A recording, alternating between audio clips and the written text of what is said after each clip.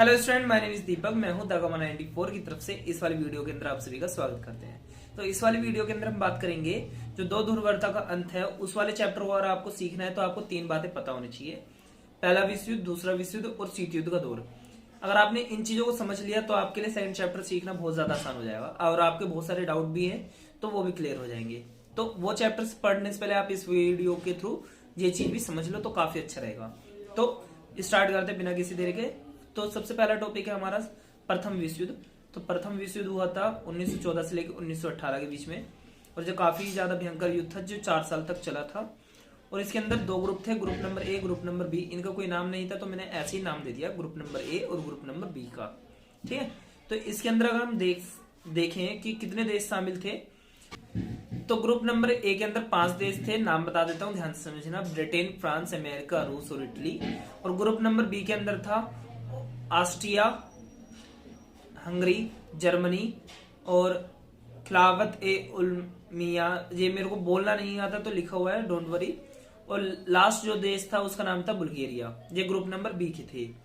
अगर हम देखें कि कितने लोग मारे गए थे इसमें, तो ग्रुप ए के जो लोग थे वो थे 55,25,000 लोग मारे थे। और अगर हम इसी तरफ देखें, अगर ग्रुप नंबर हमारा जो बी है उसमें थे 43,86,000 लोग मरे थे। और इसी के अलावा अगर हम देखें ग्रुप नंबर ए के अंदर 1,28,31,500 लोग घायल हुए थे। और अगर देखा जाए ग्रुप नंबर बी के लोग जो घायल हुए थे वो थे 83,88,000 लोग घायल हुए थे। कितने? 83,88,000 लोग घायल हो गए थे। इसी के अलावा अगर हम देखें हमारा जो दूसरा विश्व युद्ध है उसमें अगर हम एंटर करते हैं तो ये हुआ था 1939 से लेकर 1945 के बीच में। तो दूसरे विश्व युद्ध के अंदर भी दो ग्रुप थे। पहला जो था वो था मित्र राष्ट्र और दूसरा था ध्रुवीय राष्ट्र। मित्र राष्ट्र के अंदर आता है अमेरिका, सोवियत संघ, ब्रिटेन और फ्रांस। ये 4 देश हो गए, अमेरिका, सोवियत संघ, ब्रिटेन और फ्रांस। जो सोवियत संघ था रूस के साथ 15 देश थे टोटल। ये रूस को हटाकर 14 देश और मिल गए थे, यानी कि रूस के साथ जब 14 देश मिले तो उसको सोवियत संघ कहा जाने लगा। रूस को 1917 में रूसी क्रांति हुई थी जिसके कारण रूस ने 14 देशों को और मिला के सोवियत संघ का निर्माण कर देता। इसलिए दूसरे विश्व युद्ध के अंदर अमेरिका, सोवियत संघ, ब्रिटेन और फ्रांस, ये 4 देश शामिल हो गए थे। और ध्रुवीय राष्ट्र के अंदर 3 देश थे, जर्मनी, जापान और इटली। और ये उस टाइम के काफी ज्यादा पावरफुल देश माने जाते थे। इन 7 देशों के बीच में बहुत ज्यादा खतरनाक वाली लड़ाई हुई थी, जिसके अंदर जो मित्र राष्ट्र थे उनके 6 करोड़ 10 लाख लोग मारे गए थे। इसके अंदर 1.6 करोड़ जो लोग थे, यानी कि 1,60,000 सैनिक थे, और 4 करोड़ 50 लाख लोग आम नागरिक थे। और ध्रुवीय राष्ट्र में 80 लाख सैनिक मारे गए थे और 40 लाख आम जनता मारी गई थी। ठीक है।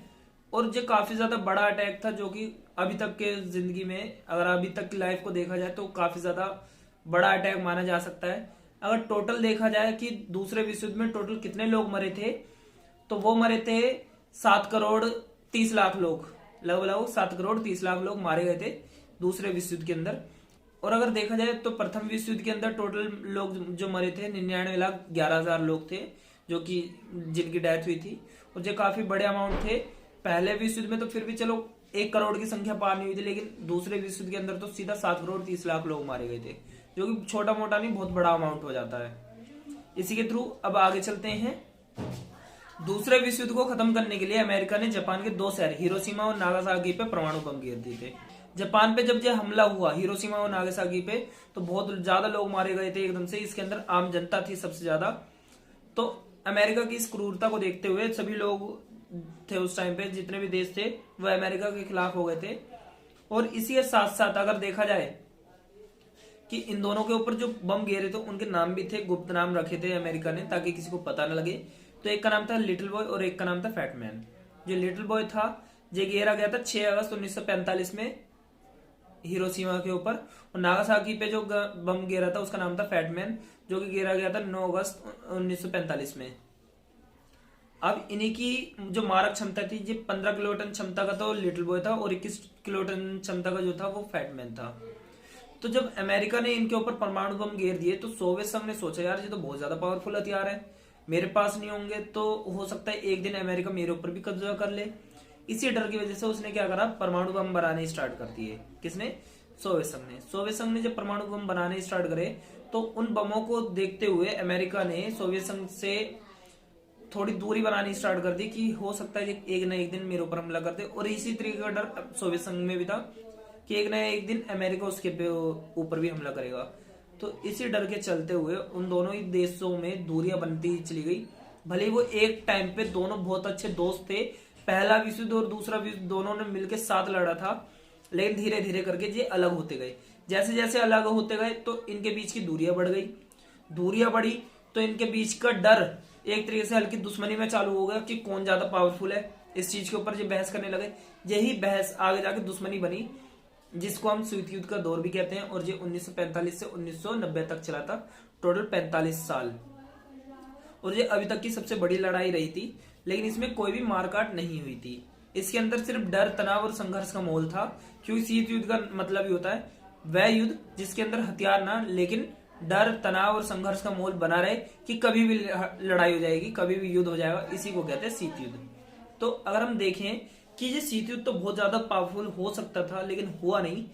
इसी तरीके से अमेरिका और सोवियत संघ ने अपने अपने ग्रुप बनाने स्टार्ट कर दिए थे। तो इन्होंने जब अपने ग्रुप बनाए तो इन्होंने क्या करा कि सबसे पहले अमेरिका ने ग्रुप बनाया, जिसको उसने नाटो नाम दिया। 4 अप्रैल 1949 में अमेरिका ने जो नाटो बनाया था उसका नाम था पूरा उत्तर अटलांटिक संधि संगठन। मुझे जुकाम है तो बोलने में थोड़ी प्रॉब्लम हो रही है, बट आई थिंक आपको समझ आ रहा हो थोड़ा थोड़ा। मैं एक बार रिपीट कर देता हूँ दोबारा से नाम नाटो का नाम था उत्तर अटलांटिक संधि संगठन। इसकी स्थापना हुई थी 4 अप्रैल 1949 में। इसके अंदर टोटल 12 देश शामिल हुए थे। इसी के बाद अमेरिका ने एक और संधि करी, जिसको उन्होंने क्या अपना अमेरिका ने करी थी 1955 में।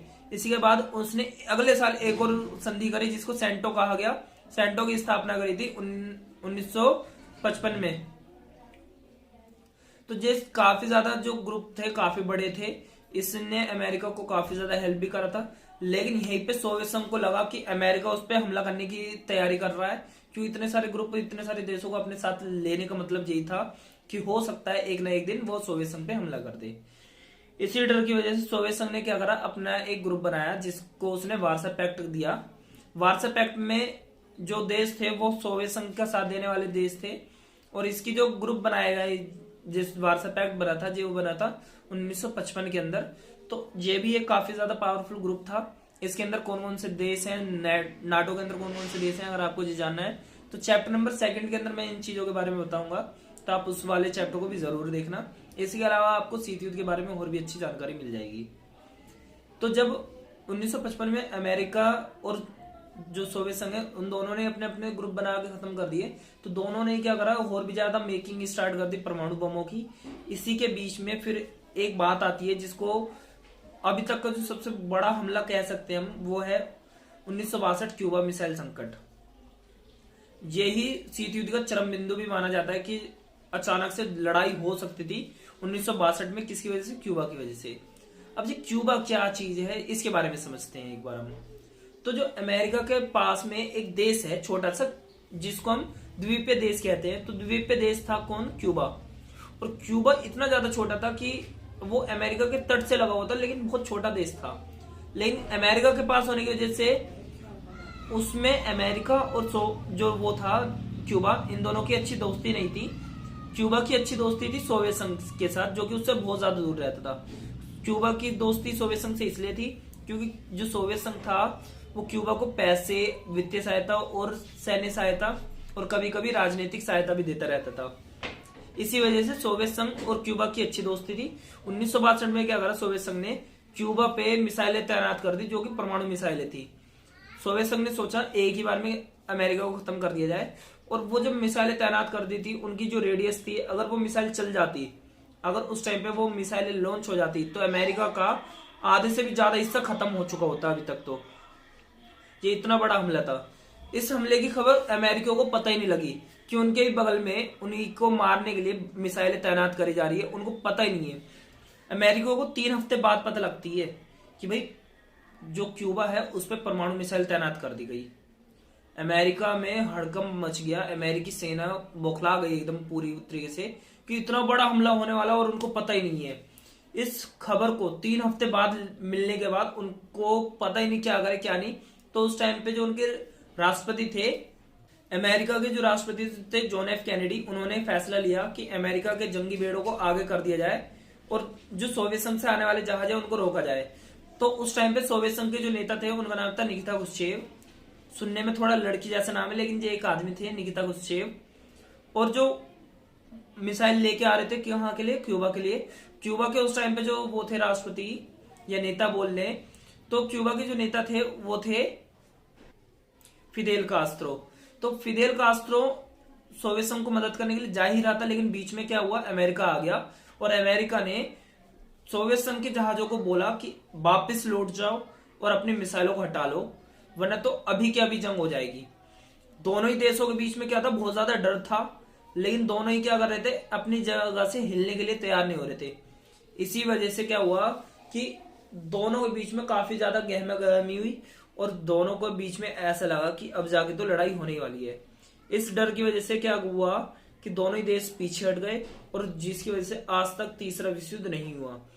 अगर हम बात करें तीसरा विश्व युद्ध अगर होगा तो क्या होगा और कैसे होगा, ये तो चलो इस चैप्टर का बेस था, लेकिन अगर हम इस चैप्टर में थोड़ा आगे की बात करें, जो दूसरा विश्व युद्ध हुआ उसमें तो भाई 7 करोड़ 30 लाख लोग मरे थे। बट अगर इस बार का विश्व युद्ध हो जाए तो क्या होगा। पहले विश्व युद्ध में अगर हम देखें तो पहले विश्व युद्ध के अंदर मरे थे 99,11,000 लोग, लेकिन दूसरे विश्व युद्ध में मरे थे 7 करोड़ 30 लाख लोग। अगर मान के चलो इस बार तीसरा विश्व युद्ध हो जाए तो क्या होगा। अभी तक देखा जाए तो मुझे लगता है कि जो 7 से 8% रेट बढ़ा था मरने वाले लोगों का, तो इस बार 49 कम से कम 50 करोड़ या 60 करोड़ लोग या उससे ज्यादा लोग बहुत आराम से मर सकते हैं। पहले विश्व युद्ध में क्या हुआ था कि परमाणु हथियारों का हमला नहीं हुआ था, इसके अलावा हथियार भी अच्छे नहीं थे। लेकिन दूसरा विश्व युद्ध जब आया तो हथियार भी बहुत अच्छे हो गए। अमेरिका ने परमाणु हमला भी कर दिया था, जिसकी वजह से उसको बहुत ज्यादा बेनिफिट हुआ था। अब मान के चलो दूसरा विश्व युद्ध हो गया, खत्म हो गया, उसने बहुत ज्यादा तबाही कर दी। अब तीसरा विश्व युद्ध हो जाए तो तीसरे विश्व युद्ध में क्या क्या हो सकता है। अगर हम देखें परमाणु हथियार बहुत सारे देशों के पास है, इसके अलावा मान के चलो बायो वेपन भी है, स्पेस में मिसाइल लॉन्च भी कर सकते हैं, स्पेस से भी मिसाइल का हमला कर सकते हैं। और आज के टाइम पे तो ऐसी ऐसी मिसाइल हैं जो एक कॉन्टिनेंट को छोड़कर दूसरे कॉन्टिनेंट में चले जाए, इस वाले महाद्वीप से दूसरे महाद्वीप में जाके हमला करते। पहले नहीं थी इतनी तगड़ी मिसाइल है, बट अब है। आज की डेट में अगर लड़ाई होती है तो आम जनता ज्यादातर मरेगी, और अगर आम जनता मरती है तो देखो आप खुद ही समझ सकते हो कि कितनी ज्यादा तबाही हो सकती है। इसलिए हमें सभी को कोशिश करना चाहिए कि लड़ाई झगड़े से कुछ नहीं बनता, तो बातचीत से हल करे जाए हर एक मामले। बट मेरे ख्याल से अगर हमें लड़ाई करनी भी है तो ऐसी लड़ाई करो कि सामने वाला देश बिना लड़े ही हार जाए। जैसे कि हमें अपने इनकम सोर्स बढ़ाने चाहिए, एजुकेशन सिस्टम को बेहतर करना चाहिए। इसके अलावा मानिए चलो हाँ, उनके जो बाजार है उनको छीन लेना चाहिए। बाजार मतलब कि दूसरी कंपनियां अगर उस वाले देश में निवेश करती है तो हमें उन कंपनियों से हम अपने देश में आने के लिए कहना चाहिए, जो कि अभी के टाइम पे आपको भी पता है मोदी सरकार कर रही है। चीन से काफी ज्यादा कंपनियों को हटा दिया और इंडिया में लेके आ गए, और ऐसी पाकिस्तान में भी 1-2 कंपनियां थी जो कि वहां से हट के इंडिया में आ चुकी है। तो अगर हम इसी तरीके से काम करते रहे तो हमारे जो दुश्मन देश हैं, जो हमें दुश्मन मानते हैं, तो उनका काफी हद तक हम सफाया कर सकते हैं। तो आई होप आपको ये वाला टॉपिक जो था समझ में आ गया होगा। अगर इसके अंदर कोई भी क्वेश्चन है और आपको नहीं समझ आई चीजें, तो आप क्या करना कि व्हाट्सएप नंबर आ रहा है यहाँ पे, आप वहां पे कॉल करके इसके नोट्स ले सकते हो। या फिर दूसरी चीज, अगर आपको फिर भी समझने हो और अच्छे से समझना है तो आप क्या करो, ऑनलाइन क्लासेस ले लो। ऑनलाइन क्लासेस की फीस भी बड़ी सस्ती होती है, तो आप उसको भी ले सकते हो। इसके अलावा तीसरा टॉपिक या तीसरा ऑप्शन है आपके पास, अगर आप हमारे इलाके के आसपास रहते हो तो आप अगर वीडियो कोड का यूज करते हो, यानी वीडियो के थ्रू आते हो, यूट्यूब के थ्रू आते हो, तो आपकी फीस भी सस्ती हो जाएगी। तो आप चाहो तो ऑफलाइन क्लासेस भी ले सकते हो। इसी के अलावा हम क्या करते हैं कि एग्जाम के अकॉर्डिंग चीजें समझाते हैं और लाइफ के अकॉर्डिंग समझाते हैं कि इन फ्यूचर आपको बनना क्या है, उसके ऊपर पढ़ाया जाता है। तो आपकी लाइफ के लिए काफी ज्यादा बेनिफिट रहेगा अगर आप एक बार ट्राई कर लेना आके कि किस तरीके से पढ़ाई करनी चाहिए और किस तरीके से एग्जाम करनी चाहिए। हम सारी चीजें आपको बताते भी हैं, प्रोवाइड भी करते हैं, तो आप एक बार जरूर आगे ट्राई कर सकते हो। मिलते हैं आपको नेक्स्ट पार्ट में, जो कि हमारा बनेगा कौन सा, सोवियत संघ कैसे बना, क्यों बना, किस लिए बना और किस किस तरीके से उसका अंत हुआ। यानी कि कहने का मतलब है सेकंड चैप्टर, यानी कि अब के टाइम पे जो फर्स्ट चैप्टर है वो, जिसका नाम है दो ध्रुवता का अंत। दो ध्रुवता के अंत के अंदर हम आपको मिलेंगे नेक्स्ट चैप्टर के जो है हमारा, उसके नोट्स और उस चैप्टर के बारे में हम इसी के अंदर बात भी करेंगे। मिलते हैं आपको नेक्स्ट वीडियो में, तब तक के लिए टाटा एंड बाय बाय।